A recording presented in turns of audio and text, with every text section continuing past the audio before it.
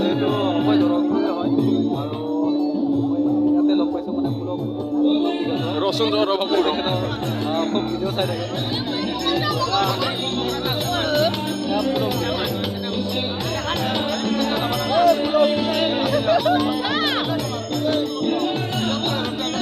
বঢ়িয়া বঢ়িয়া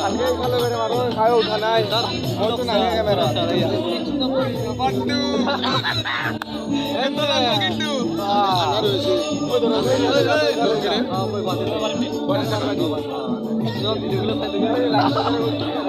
ভাল লাগে কিন্তু আজি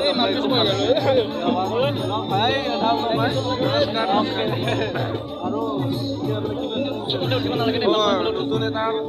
শিৱৰাত্ৰি স্পেচিয়েল ভিডিঅ' আহি আছে গতিকে মোক কৈ দিয়া কি আহিছে মানে কি বৰ্তমান নতুন কি আহিছে শিৱৰাত্ৰি স্পেচিয়েল ভিডিঅ' এটা আহি আছে গতিকে কিমান দিন পালে মঞ্চৰ পালে আপোনালোকে